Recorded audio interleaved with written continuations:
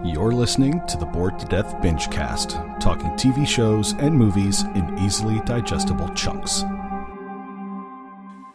Hello again, ladies and gentlemen, and other assorted gender assignations. Welcome back to the Bored to Death Bingecast. I am Jay, being joined by Sam. And we're back to continue our binge of Season 4 of My Hero Academia. So, the students of Class 1A are getting ready for their work study. Yep. Only a handful of them. Only a handful of them, because some of the others are still trying to find hero agencies that meet their requirements. You even mentioned early on that not everybody's going to find someone. Yep, and of course Shoto and Bakugo are still trying to get their provisional licenses, which endlessly pisses off Bakugo. Then again, a lot of things endlessly piss off Bakugo. We didn't mention it, but how Todoroki was just saying... We are falling so far behind. Shut up! He said it like 3 or 4 times. Yeah. It was because Deku had gotten... was going to talk with Sir Night-Eye, and Ochako and Froppy were going to go talk with Hado, and Red Riot was going to go talk with Sun Eater. So it's like 3 things after another, which just led to Todoroki just being like, we are falling behind. Bakugo needs much help. The part he needs help with is his personality. His His personality and his appearance to everyone else. Well, then again, Endeavor who is the number 2, was now the de facto number 1 hero with All Might's retirement. They haven't redone the billboard yet. Yeah, right. So he is okay. So he is the number 2 hero. He doesn't exactly have the best personality either. Just a vacated number 1 spot right This now. is true. Because they still said Hawks was number 3. Right. And that's the one that Tokoyami was going for, or had been invited to. That's what it was. That's what prompted Todoroki to keep commenting on it. Oh yeah, that's right. But while all this is going on, the power vacuum is also being felt on the other side, with All For One being both exposed and then defeated and thrown in prison. What we think is defeated. Well, this is true. It's more the case of just sort of like, it's all part of his plan. He's the dungeon master. He seems perfectly content where he is. He doesn't seem miserable. That's true. And with the wide array of powers that he has, if he wanted to break out, there's not a goddamn thing Tartarus can do to hold him. Possibly. I'm not sure. I haven't seen if there's any other villains in there or if any have ever broken out. But similar to the Raft in Marvel. Is it Marvel's the Raft? Yes. Okay. Marvel is the Raft. DC has Blackgate and and the Phantom Zone. It was like, because you don't put people just in Blackgate. Those Blackgate's for the mundane prisoners, the ones that don't have superpowers. Arkham is the ones that have. Yeah, Arkham is just Gotham. I thought Blackgate. Blackgate is near Gotham, but it also, I think, holds a lot of those. I haven't read a lot of DC comics, so I don't remember. Oh, Bell Reef. We forgot about Bell Reef.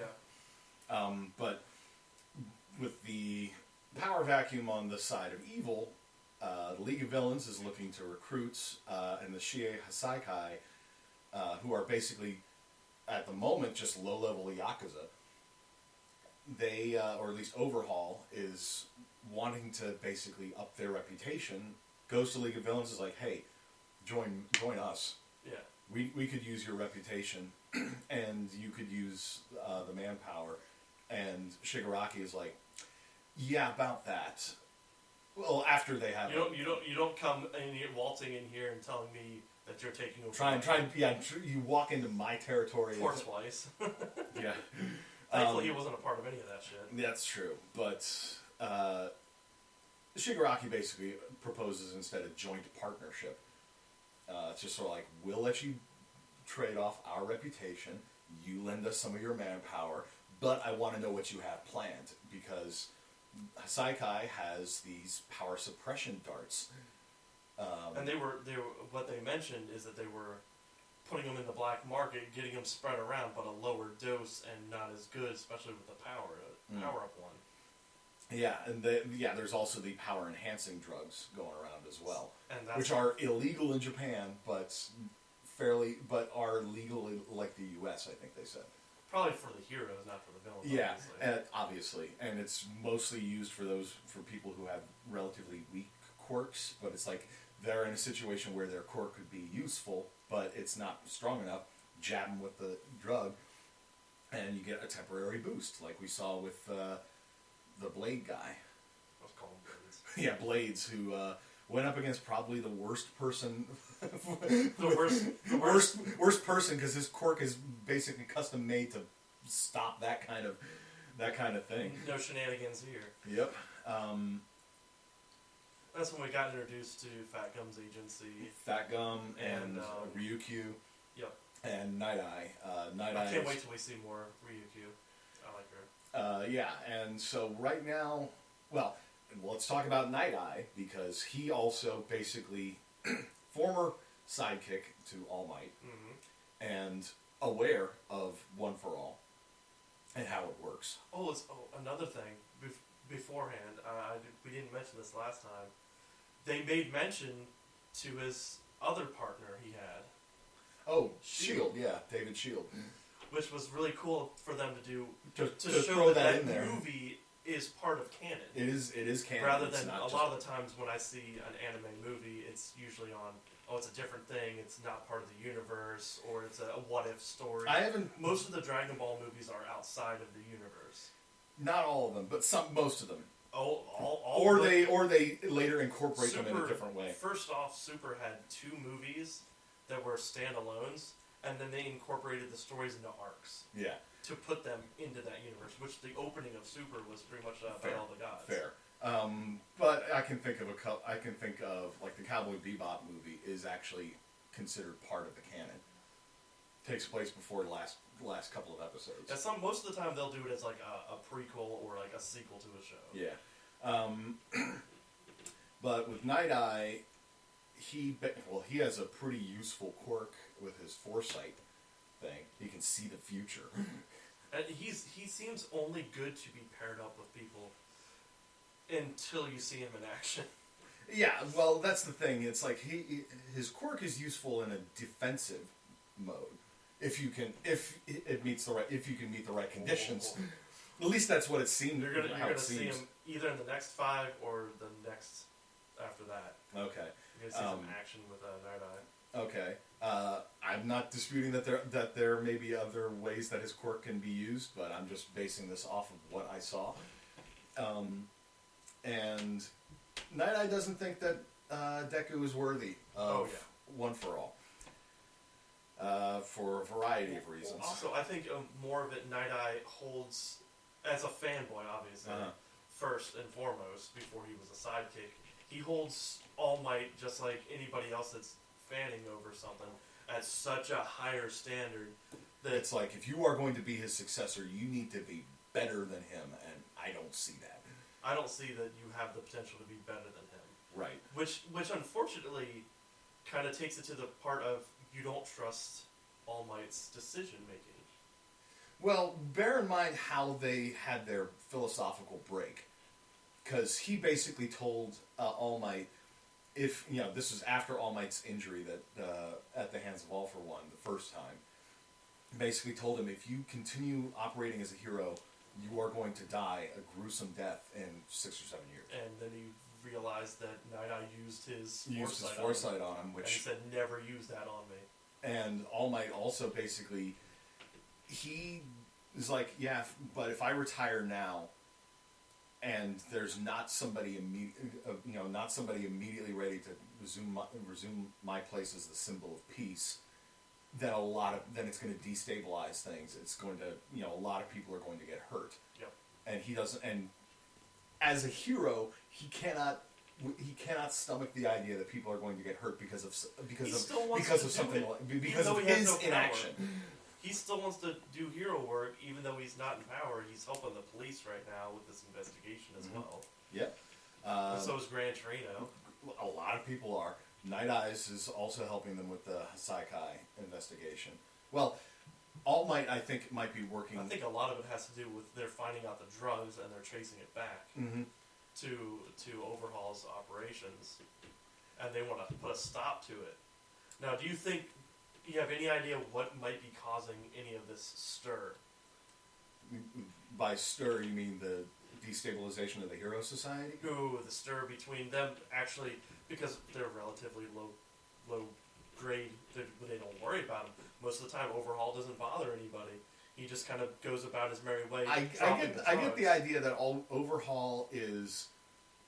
Because you don't see him going out there causing big flashy things like... In a sense, Shigaraki and Overhaul are both successors in a sense to All for One.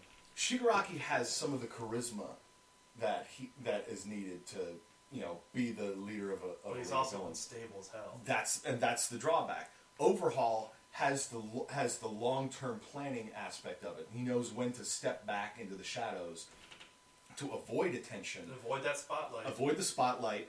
It's just, But the thing with that is, he's not getting the spotlight to get the brand recognition to get more troops. Which is why I think, the partnership between the two would work to both of their benefits if they can overcome their own egos. Because Shigaraki can be the kingpin sort, the guy in the spotlight, orchestrating things and leading from the front, while Overhaul could be the Grand Vizier working in the shadows and dealing with all the logistics of everything. But at the same time, Shigaraki just wants to tear down the Hero Society. Yeah, that's just his prime goal. Yeah, and Overhaul is just sort of thinking further ahead. It's just sort of like, and then what? He is basically... he's also poking holes in his...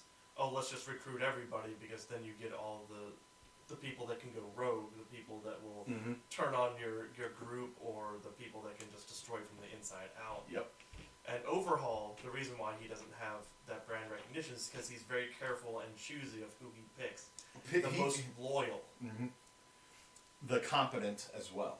And if you prove that you are not competent, like, say, letting the linchpin of your plan, like, a.k.a. Eri, escape, yeah, you're going to die. Well, he also brought up good points of you had the muscle villain, you had Moonfish. They were heavy hitters, and they're all now in prison.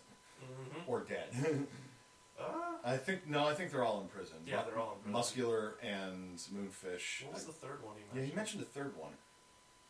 Doesn't matter. But yeah, he basically pointed out you had some heavy hitters. Spinner's in there too, but I don't think he was mentioned. He wasn't mentioned, but he definitely wasn't there with them. Yeah. Well, Spinner was one of the Stain simps. Yeah. He's not so much interested in the Hero Society. And that seems to be the problem too. Like, if they're so stuck on Stain, they're gonna stray away from your ideals because that's not Stain's ideals. Surprisingly, Toga's still hanging out. Well, that's because I think she's also sort of drawn to Shigaraki because you're a significant character. No, she's drawn towards Shigaraki because introduced her to Deku. That's right. And if she stays with around Shigaraki, because Shigaraki is also fixated on Deku. So she has more access to get to Deku with them rather than by herself. Like a proper yandere. She's smart. She is not an idiot. No, she is not. She comes across like she's a ditz, but there's an actually cunning mind beneath that creepy smile.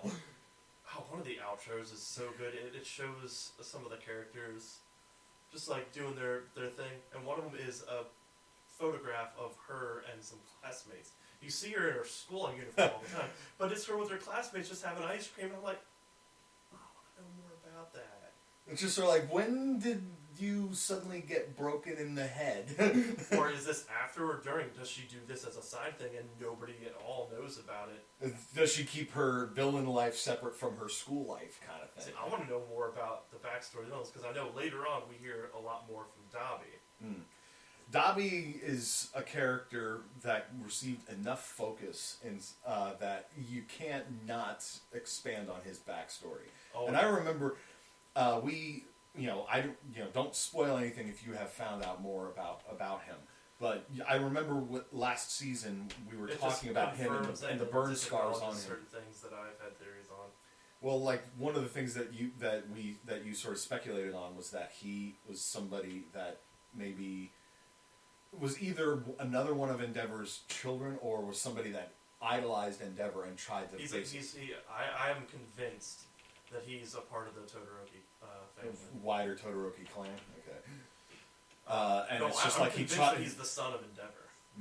I tried to basically emulate Daddy with the flames on his face and ended up burning himself. Either his flames are too hot and scarred him, because it does seem like his flames are really hot, but he doesn't get burned by his own flames. Or at least he doesn't get burned on his hands, because the burn scars are all on his face. It's like maybe he tried to. Oh, he does? Okay, I don't remember. I think. Regardless, there's a lot going on, and I appreciate that that the writing actually is trying to weave a little bit more stuff together rather than just being like one fight to the next, to the next, to the next, to the next, like a lot of shonen anime and manga. Which this sets itself so far apart from the other animes in its own genre. Yeah, with its and it does well with the world building and making sure to introduce these. I know I say like every episode, but I cannot emphasize enough on its brilliant pacing. Yeah, the pacing is very good. It's not. It is aggravating at points because when you're watching it weekly, you're like, okay, yeah, I love this. You're getting me pumped. We're getting into it. We're getting. What do you mean it's the end of the episode? And then it just starts off that outro, and you're like, yeah. It's not. It doesn't drag stuff out like Dragon Ball does, and it's not like ridiculously fast paced like Fire Force. Yeah, Fire Force is breakneck speed. Yeah, almost like it's got the devil's footsteps. But yeah, so I think that should wrap up our little intro here. So we'll be back after the binge. While the binge is happening, thanks for listening to our podcast. Please give us a like and subscribe and spread the word. You can reach us on social media on Facebook or Twitter at BTD_Bingecast. The Bored to Death Clan is part of the CKCC Radio podcast family, including J Bunny's Music Hub, the Race Nerd Podcast, Real Paranormal Talk, Ranking Tracks, Motivational Moves, Girls Who Like, and The Nerd Table. Please consider supporting CKCC Radio on Patreon. And now, the binge is done, so let's get to the discussion. And we're back. Whew, are we back? Yeah. Before we get started talking about the episodes we just watched, let's take a moment to talk about how much Funimation sucks as an app. Yeah, we're running it off of an Xbox, and it's kind of a pain in the butt and run around to go back and forth between episodes. Not only that, but we started on, of course, episode 69. Nice. And then moved to episode 70 in English. Only... for it to be locked off, for whatever reason, it says there is an issue. Go to Funimation.com/help, which was no help at all. And I tried to search anything about it. Nothing comes up. We could play the episode in Japanese just fine, but every time it started to load up on episode 70, it just... In English, it would crash out. Yeah. And or just say, this episode is not available. Which is like... 71 had no issues. Yeah, 71. Everything else after that seemed like it was fine. And I'm like, let me try something. So we flipped over to the Hulu app, because I remember seeing One Punch Man and some other Funimation stuff on there. And lo and behold, there it is. All of its glory in English and Japanese. Much more easier to navigate as well with the controller. Because it's just, Funimation as an app doesn't seem like it's meant to work with a console controller. Like you should, like it's expecting you to have a remote control, but I don't know how that would necessarily work any better. Regardless, we're probably going to keep watching through the end of this season on Hulu, and then having to jump back, and then go back to Funimation for the OVAs. Yeah. But episode opened with, our binge opened with episode 69. Nice, and it seemed like it was a relatively unimportant episode, but not really. Yeah. Because it was a lot of talking. There wasn't much action going on. And like I've iterated before, God, you're like, okay, you're building up to something, and then you just get to it. They're like, all right, everyone's going to start that action, and next week. Yeah, I can imagine how that would have been irritating watching it weekly as opposed to doing a binge like we're doing now. But the episode basically was a bunch of the hero agencies and minor pro heroes all being brought to a meeting by the Night Eyes agency, basically explaining, here's what's going on. We've all been working on these separate investigations, and it turns out they're all connected, and they can all be traced back to the Shie Hasaikai. Well, I mean, at least a portion of it. Because it showed them about the middle. Right. And basically they explain that Shie Hasaikai seem to be recruiting or expanding their operations. And they've come into contact with the League of Villains and had a fight with them. They don't realize that the two are now actually working together, but that they've had contact, and that worries a lot of people. And the Shie Hasaikai are also involved in the drugs trade, and that's where the power-destroying drug comes in. Because now we get some more explanations about what it is and how it works. It's blood. The darts contain traces of human blood, and this human blood contains something that attacks the quirk genes. And just the quirk genes, nothing else. Right. And this is, and Eraserhead is there as well, and he explains how his quirk works, which is, he doesn't attack the quirk genes, he just basically shuts them off, or blocks them off from being used. Which was a good example when they showed the little diagram, which looked like... what's his name with the tail? The student. Tailman. Yeah. We can never remember the poor guy's name, which... He even makes a comment of how plain he is in a couple episodes. And He's probably one of the plain ones. And so, but basically that this quirk, this power annihilating drug is something more potent, and it's being derived from human blood, and that's when they bring up Eri. And that she was covered in bandages and was... or at least that Overhaul had claimed that she was his daughter. Yeah, we both have doubts about that, but the news about this just wrecks Mirio and Midoriya, because suddenly there's we literally had the source of their plan in our hands, and we let him take her away. In all honesty, you haven't seen the extent of what Overhaul can do. What they did there was their best option for survival. This is true. So far, because they did explain what Overhaul's quirk was. You've only seen what he can do with a body when he touches it.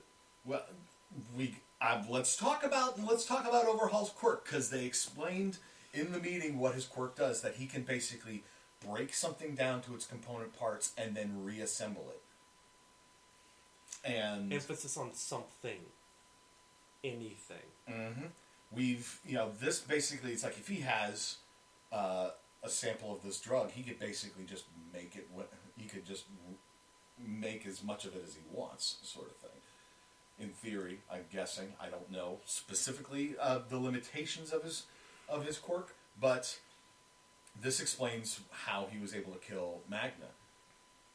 He basically just touched him. Or her. Them. Her. Them. We'll just go with them. And kaboom.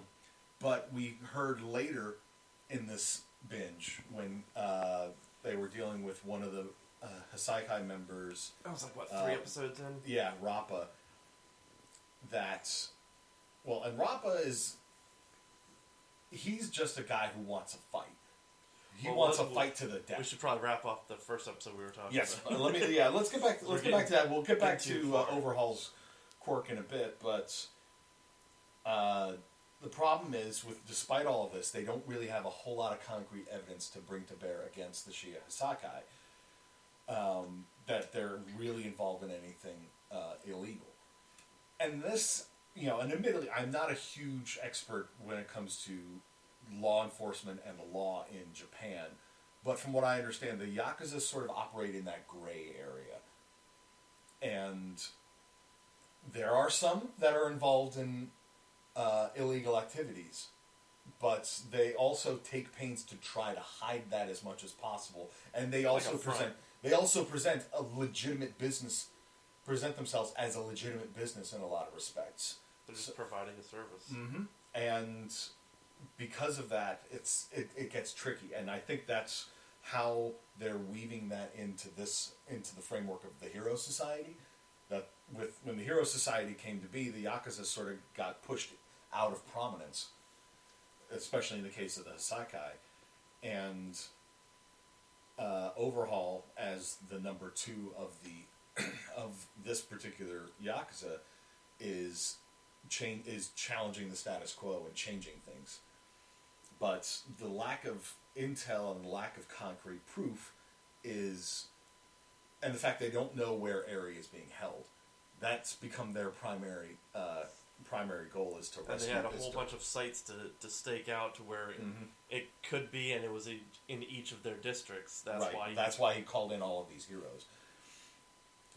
And Aizawa basically asked, well, why don't you just use your quirk foresight on us and see if we're successful? And that's when he explains the limitations, that he can only use it once a day, and it only works on one person. And he didn't want to do it because of the fear of seeing something horrible. Yeah.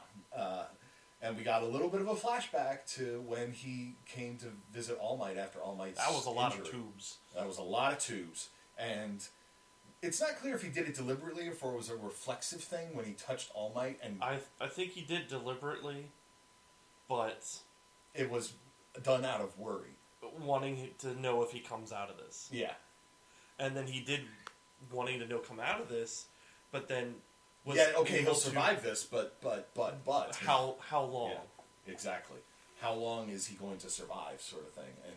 But then in theory, he should be able to see far enough when he said something about the 6 years. Yeah, but I get the impression that his quirk gives him the most clear picture of things in the first hour. Yeah. The further away from that you get, the less clear things can become. Like, maybe you only get a few images. Fuzzy, or... Because he compared it to watching, like, a film strip sort of thing. And, he gets, like, perfect clarity of things in that first hour.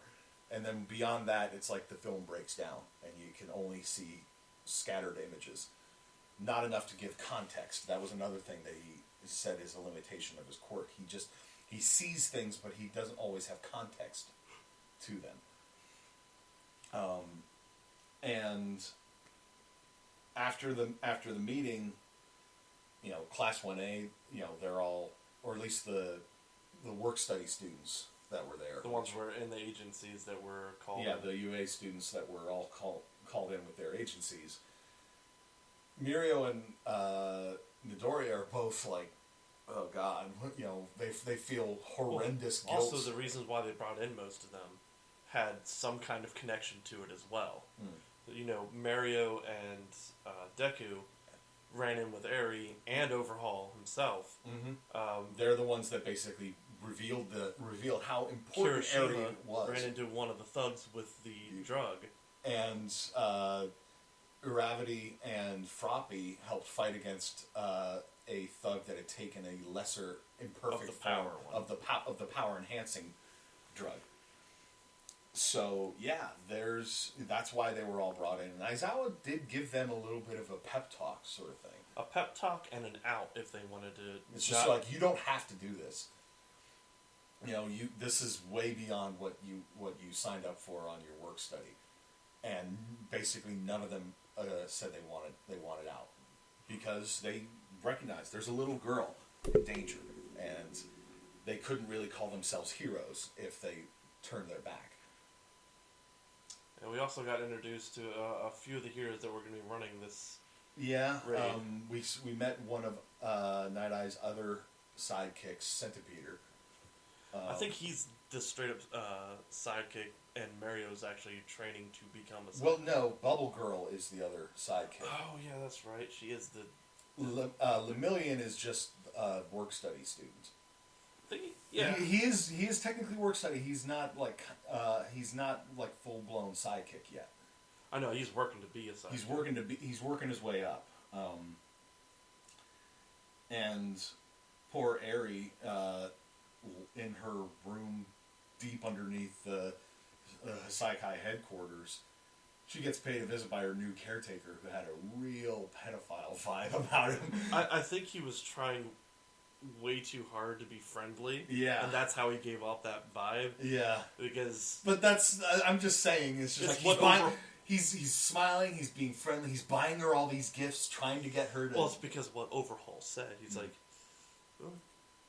if you cheer her up, get her some toys. Make sure she doesn't want to break Make sure she's happy.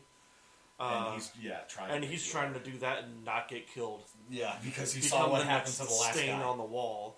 Yeah. And then we got like a lead up episode to the raid with superheroes. It's basically how they found the place. Yes, that was in the next episode. I thought that was in the same one. It was in episode 70. Oh. And the work study students are basically sent back to school. It's just sort of like you're on standby. Can't talk. Don't tell anybody what's going on. Everybody else is doing their stakeouts and their investigations. And this is sort of depressing Deku because he wants to talk to somebody about this. He can't talk to All Might about it because All Might's busy with his own work. And he can't tell any of his classmates about it. And they're noticing that something's up with him. Yeah, he doesn't hide anything very well. Yeah, he doesn't have a real good poker face. And Ida and Shoto both just sort of, they're like, it's cool if you can't tell us anything, but, try to cheer up a bit, man. We're here for you. If you what Ida said and the callback to the Stain arc. When his brother was in the hospital. Mm-hmm. It's like, just we're friends, aren't we? You can tell. Yeah, you can tell if there's something going on. You can talk to us, right? We're friends, aren't we?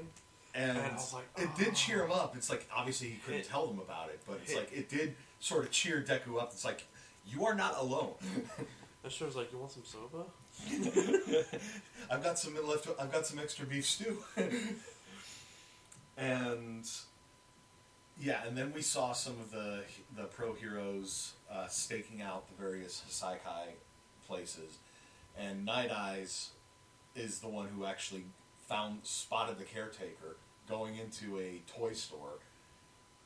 And we found out that he used his quirk on him and basically found out exactly where Eri is and exactly how to get to her through the maze of the underground tunnels and everything. I like how the caretaker's just like, this Magic Girl squad, Glitter Squad, and the worker was like, that was been out 10 years ago. It's like, whatever the new one is, And then Night Eyes basically steps He's up. like, oh, you're a fan too. And he touches him and makes eye contact. As he turns around, and it was perfect. Kind of hard to make eye contact with the guy that has hair all up in his eyes. Yeah. It must have been if he even has eyes. Well, we saw one of them. Oh, we did? Yeah. Okay. When he turned. Okay. Because he was in shock that someone touched him. And I wonder if he's dead. We don't know. Because I don't think you see him anytime after that. Well, because the Shia Hisaikai were made aware that the police raid was coming. I don't know if they had a lookout or a mole, but they claimed they didn't. Yeah, the police guy is like, there can't be a mole. It's like it's the Yakuza. It's the Yakuza. Come on. So they start making plans, and Overhaul's just sort of like, I have some business to take care of, and he goes and visits the actual boss of the Hisaikai, who's in a hospital bed, basically, on like some kind of on life support. Yeah. And I'm just like, you gonna die. He's like, oh, well, it's gonna get a little noisy in here. But the work study students all get the little Avengers Assemble text, basically. Which was a what? 2 or 3 days later at night. Yeah, and they all meet up at the police station. They get information about the known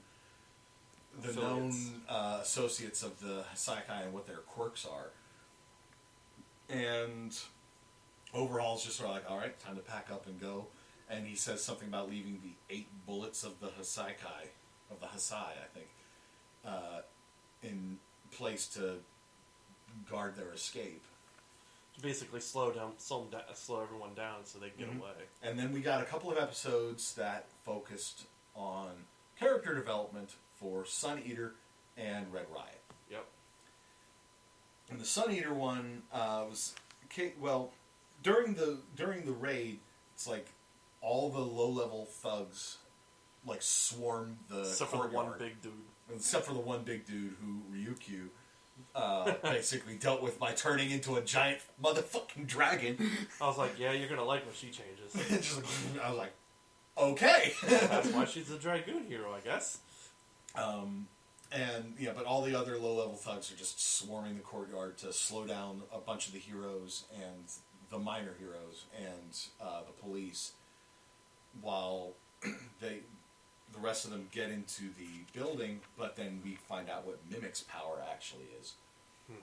A Mimic, because he jabs himself with like the performance enhancer, he can essentially possess inanimate things and control them. And they claimed it's like, well, normally you could only control something the size of a refrigerator, but he shoots up, and suddenly he's controlling the entire building.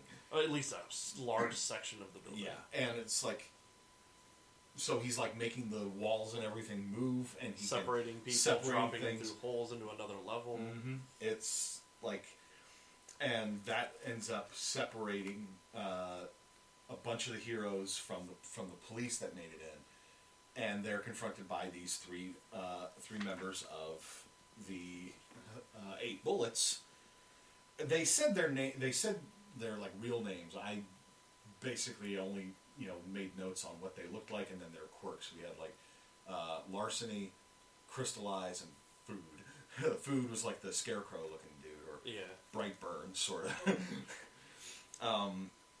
But Sun Eater basically, despite all of his self-confidence issues, basically looked at them and was like, I got this. I know their abilities. Let me handle this. You guys need to stay close to 100% to deal with the leader. And so Fat Gum and everybody's like, all right, let's go. And it's like Deku and Kirishima was like, no, we can't leave him there. And he's like, have faith in him. I do. And oh yeah, don't forget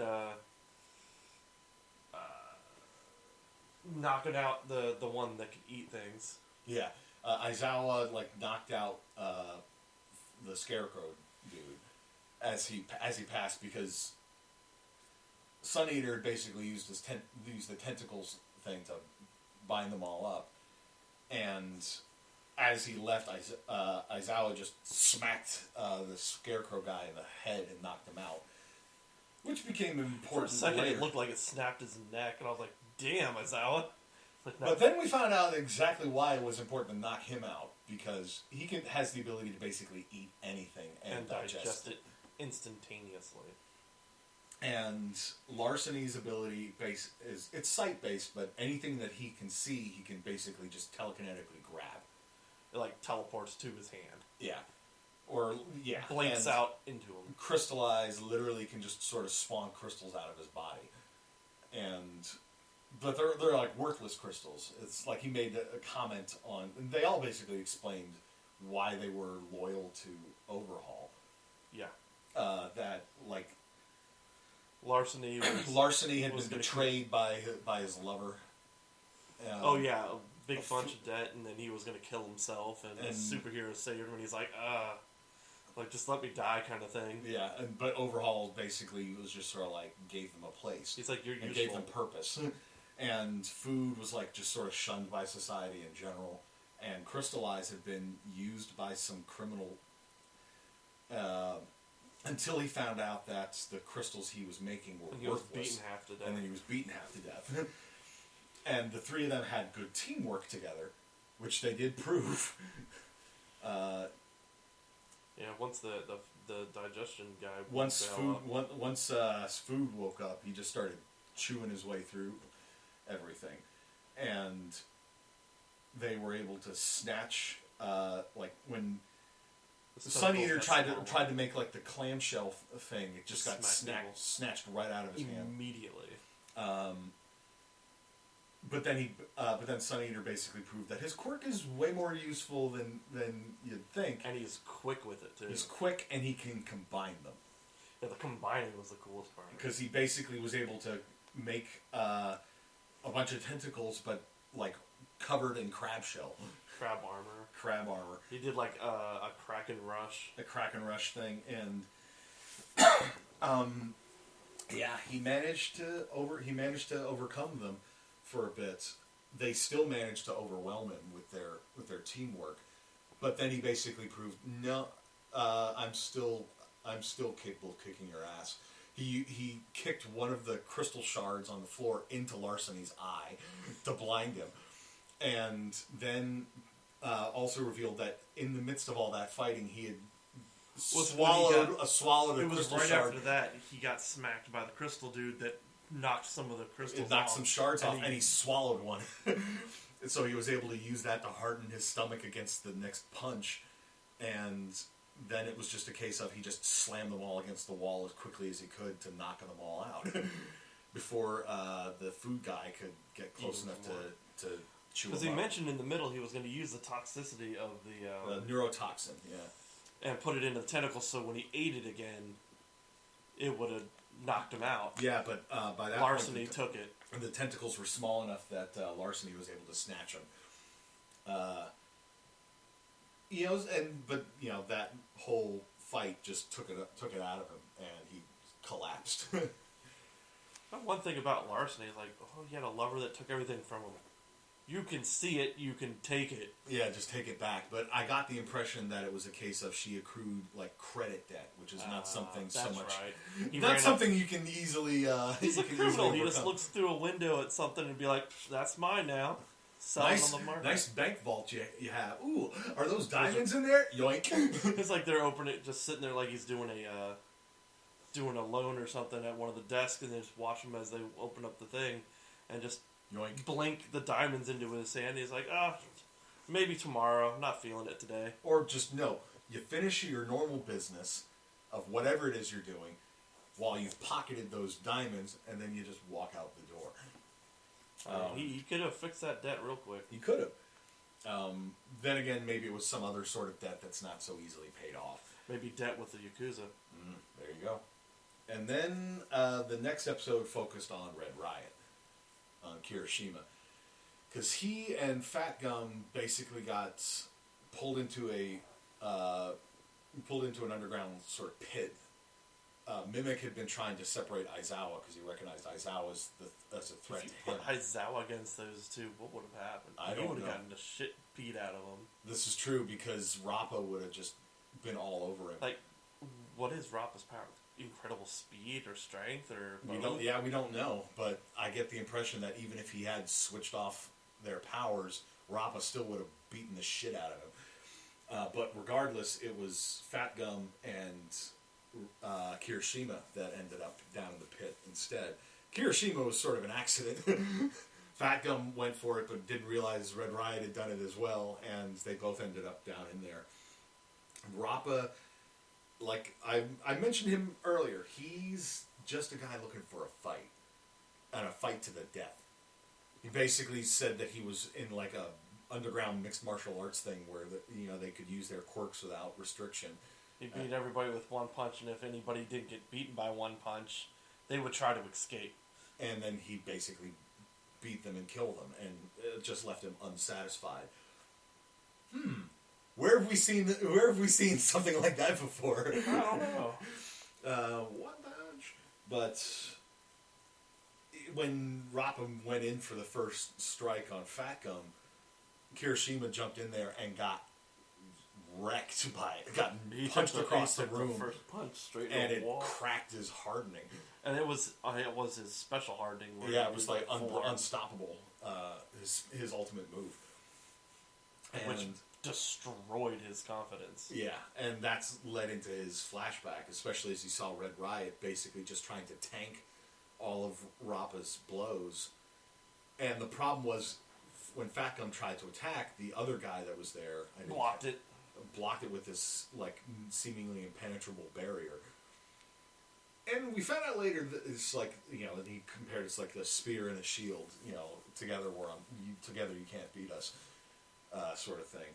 And the shield guy was also there to sort of try to rein in Rappa's bloodthirstiness for all the good that did. And Fat Gum, while he is good at absorbing things, as we found out later, it's like this was too much for him to overcome. He was able to feel all the hits through his fat. Mm-hmm. It was just tearing through his costume and everything. It destroyed the shit out of the costume in front of him. And we found out in Kirishima's flashback that he's had some confidence issues as well. You know, that Crimson Riot had been the hero he'd always looked up to. You know, it's like with the chivalrous spirit, anyone always running in, always charging in fearlessly, and that's what made Kirishima feel like he wasn't going to be a good hero, because when he saw a case of two of his classmates being menaced by this giant, and seemingly like the giant was about to attack them, he wanted to go help but was paralyzed with fear. And well, as you would, that he was huge, easily about 15 feet or more high. He was like a story and a half. And he was like putting his fingertips into a building, getting more and more pissed off. Now, and Pinky slid in and managed to, because he was like asking for directions to some hero agency. Yeah. And she slides in and is just sort of like, go this way. It's like 2 kilometers away after the second right or whatever. And he's like, thank you very much, and just leaves. And where was he? Was trying to go to one of the schools, wasn't it? No, it was a hero agency. Oh, that's right. And it was after he'd gone, you know, Pinky sort of collapsed and just sort of like, oh my god, because she was terrified as well. And it's like, I can't believe that worked. But she also then admitted, I sent him to the police station. Yeah! And Kirishima was ready to basically abandon his application to UA until he saw an old interview by Crimson Riot where he admitted, I'm always scared when I'm about to jump into a fight. But what I'm scared of more is that somebody is going to get hurt or die because I won't take action. And so that sort of, it gave Kirishima the confidence to go ahead and continue applying to UA, to go and apologize to his classmates for not stepping in. They're like, who are you? Yeah. And when he turned up and through all this, we saw him with just like regular black hair, you know, just sort of like, just slick back sort of black hair. And then when he turned up at UA, he styled it, spiked it up, and dyed it red. And Pinky was just sort of like, what is with that new look? And he admitted this, like, you know, it's a new school, new me sort of thing, you know. Yeah. And he jumps back into the fight and managed to take a bunch of hits and stagger Rappa back enough. But when he went in for a punch of his own, barrier blocked it, and that was like literally all that he had left, because he just passed out. But by this point, Fat Gum had stored up enough energy, because we got some explanation of how his quirk works. Yeah, the reason why he's always eating and staying fat. Yep, because the fat does allow him to absorb a lot of hits, but he can also convert some of that, some of his fat into energy that he can then use to increase his strength. And he was storing up so much of it that it was literally burning off all of his fat. And so then we suddenly get, you know, ripped Fat Gum, more or less. Now he's hot. and then suddenly he just punches straight through the barrier and almost KOs the two. Well, he thinks he KO'd the two. Yeah, but then the next episode, Rappa just gets back up and he's just sort of like, all right, there's some stuff in that room we can use to patch each other up. I want to keep Let's fighting. finish this. Let's finish this. He's like, I don't care if the bones of my arms are broken and I can't throw any more punches. Let's go. You know, I want to fight you and that kid. No, that man. The kid, no man. And when the barrier guy tries to just sort of like, what are you doing? He just sort of kicks him and is just like, shut up.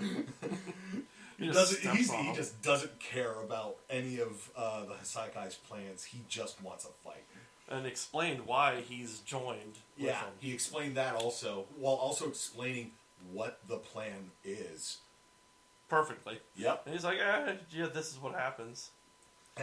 But the reason that he follows Overhaul is because Overhaul basically came to him and the gang that he was a part of and was like, join up with us. And Rob was like, fight me, nerd. So Overhaul's like... It wasn't even a gang. It was just approaching him in the ring. He was just like, dude, join us. He's like, join up. You know, he's join up. Join us. He's like, yeah, fight me, nerd. He's like, if you can beat me, I'll do it. And so Overhaul's like, okay. Explodes him. He's like, at one point, I was dead, and then I wasn't. And when that was real, I was like, holy shit. Which basically means... And then he repeated, I fought him 5 more times, and every time it came out the same result was, I died and came back again. Mm-hmm. But in the middle of all this, and so that basically explains why Rappa's following and why fighting Overhaul is going to be a nightmare. But then we find out that Toga and Twice are there. They're basically the temp squad. We got a couple flashbacks where Shigaraki and Overhaul were meeting, and Overhaul explains, I want these 3 members of your league as like temp agents for us. One was Kyoguri. One of them was Kurogiri. And Shigaraki's like, those are like the three main cornerstones of my group. I can't give you all of them. What's funny is 2 of them showed up after the whole Stain thing. Yeah. It was only the 2 of them for a while. Yeah. But it's just, you know... They were the first. Actually, no. Twice came in later. It was her Toga and Dabi, yeah. And finally Shigaraki's just sort of like, I can give you Toga and Twice. And in the second flashback, it was the league basically meeting with them, and Twice is like, I don't want to work with them. They killed Magnum. They killed, and they took, and what about what he did to Mr. Compress's arm? And then Shigaraki showed his face. Yeah, to basically, them, yeah, which shocked the shit out. And Togo's just sort of like, I don't feel like going with them because I want to do whatever I want. Why should I go with somebody that's going to make me do stuff I don't want to do? She's like ready to like cut Shigaraki's throat. She has a knife to the side of his neck, and he just reaches up, takes the hand off of his face, and just goes, "If you do this, you will be helping all of us." You know, it's just sort of like he has basically turned them into a warped, twisted little family, and they basically agree with this. And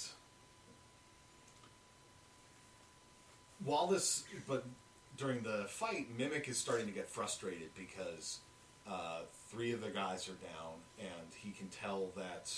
I think he can tell that Rappa and the Shield guy have been defeated, and meanwhile, Lemillion, Mirio, and that was the guy, wasn't it? Looks like it. He's showing me a picture of some huge guy that looks like it could have been the giant. Because I remember the teeth, and he was just cloaked. And he had something around his neck, I think. But regardless, looks like he could be the guy. At any rate, Mimic is getting frustrated because Mirio is still pushing forward, and Night Eye and the police are catching up along with some of the other heroes. So he changes tack, separates them, and sends in Toga and Twice. Toga gets the drop on Twice. No, not Twice. On Lock, who is... We need to talk a little bit about him. Yeah. Because back during the meeting at Night Eye's agency, he came across as a bit of a jerk. Admittedly, one that was pointing out some good... was pointing out valid points. Just sort of like, we wouldn't be in this situation if these two students had managed to keep Eri away from Overhaul. And Night Eye basically says, It's just hey, like, I take responsibility for that. Leave them alone. They're already no one's harder on them than themselves. right. It's just like you think they don't know. Right. It's like, stop putting more pressure on them for it. They don't need the pressure of a pro hero telling them they done fucked up. Yeah, exactly. And at any rate, Lock's there. Toga comes in and tries to stab him. He catches it in his palm, like stabs through it, and he goes, "Now I'm locking this bitch down." And then it was revealed, nope, that was a twice double. It was a twice double. She gets the drop on him and stabs him in the fucking kidney. Yeah. Ooh.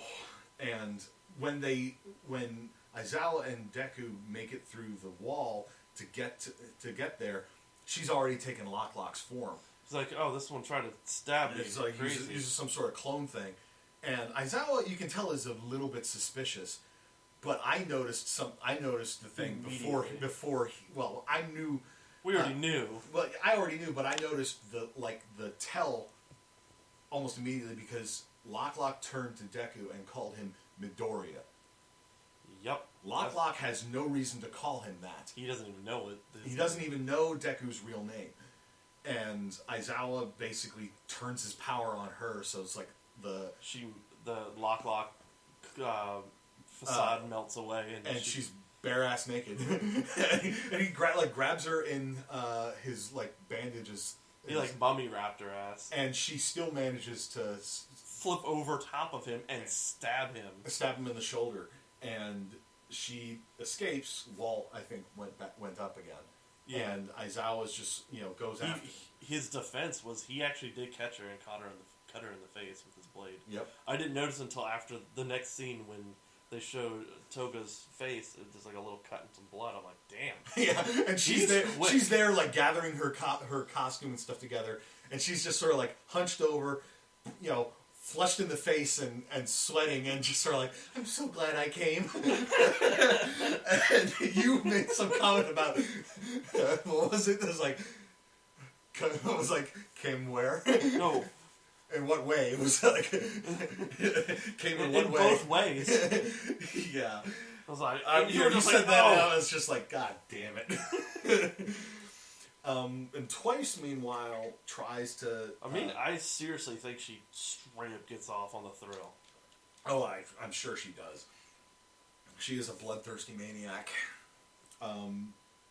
But Twice confronts Night Eyes and the police and sends in a Rappa double. And Night Eyes, while he gets grazed by the double's attack, just throws some of his personal seals at him and reveals they each weigh 5 kilograms. I don't know what that is in American, but it knocks out the double, and so he starts melting. And Twice is just like, shit. And then he gets grazed by one of those seals as well, and it tears his mask off, or half of it off. Yeah, half of it got cut down, and it blew a hole through a piece of his ear. And he freaks out. Wall gets thrown up, and the problem is he needs the mask on to keep his brain from splitting in two. And so he's freaking out because he can feel all the doubles in his head starting to talk again. And Toga shows up, ties like a bandana around that half of his head, and just sort of reassures him. And he's just like, my wife. Two of them are a twisted little battle couple, but they then basically start trash talking Mimic and the Yakuza, because they basically pointed out it's just sort of Overhaul is the one who's really actually doing stuff, and your old boss is an old man in a hospital bed, dying, and Mimic goes nuts. Did he say 5 kilograms or kilo? Kilo is kilograms in that context. So that's holy shit! No wonder it took him out. How does he hold that? That's got to be wrong. He just showed me a thing and said it's 5,000 pounds. That cannot be right. That cannot be right. 1 second. I'm going to pull up a metric conversion thing myself, because there is no way that's right. Wait. Because there's kilo and... Anyways, yeah. I'll continue on. Where were we? Because I was too busy. Well, the episode ended with Mimic basically throwing Toga and Twice into a pit with Aizawa and Deku. Oh, yeah, that's right. Because they got under his skin, they started talking shit about him, knowing damn well that, well, I mean, what are you going to do? You're going to kill us, and then your boss isn't going to have any faith with Shigaraki anymore? So they just got under his skin knowing he has a real bad anger problem. Mm-hmm. And then he loses it when he gets pretty much... Why is this thing not working? Shitted on. Still trying to do the freaking metric thing. So they just pushed his buttons till he threw them down some holes. And I'm pretty sure they're gonna try to team up or work alongside the heroes in a sense to F around with Overhaul. Yeah.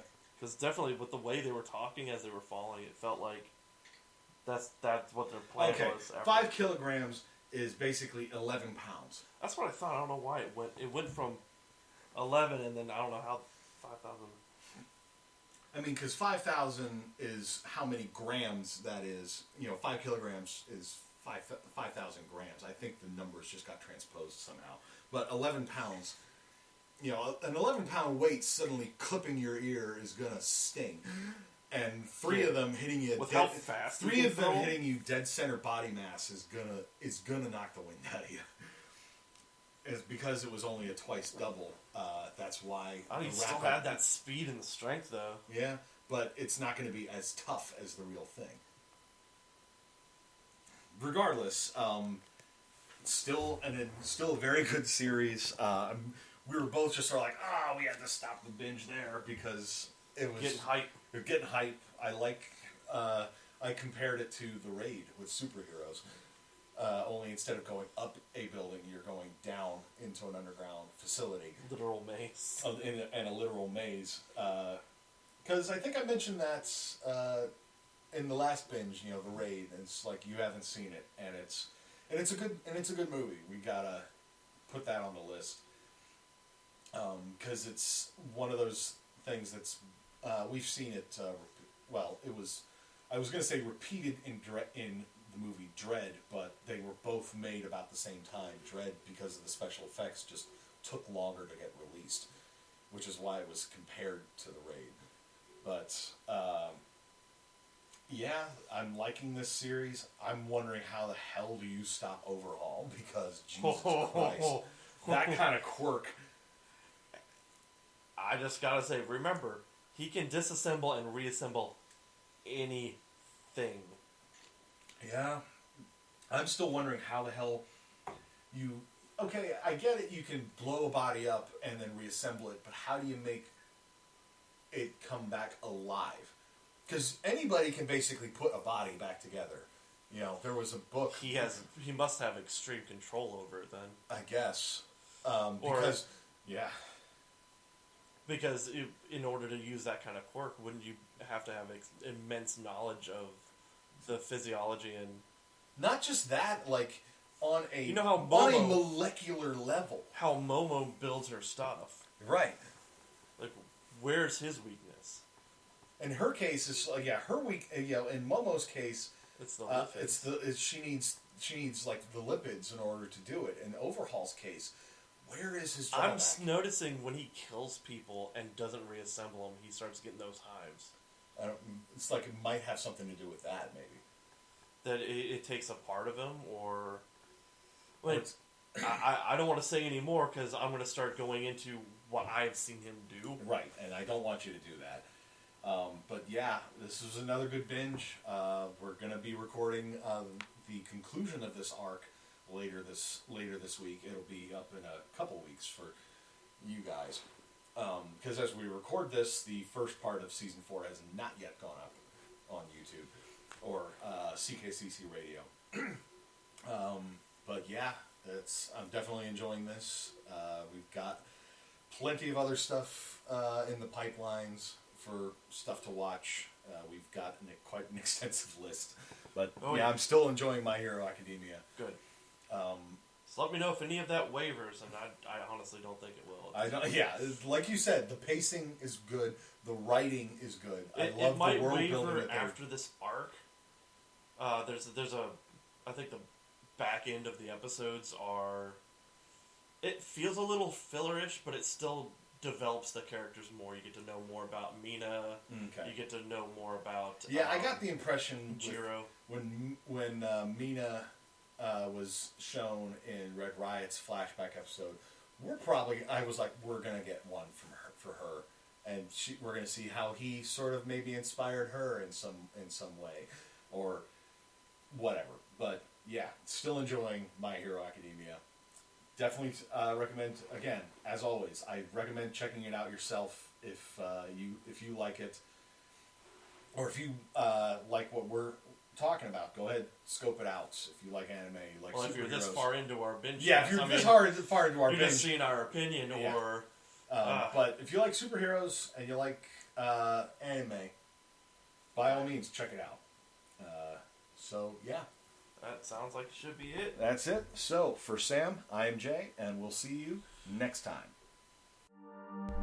Thanks for listening to the Bored to Death Bingecast. Be sure to check out our library of past podcasts via CKCC Radio or via our YouTube channel, and give us a like and subscribe. We'll see you after our next binge.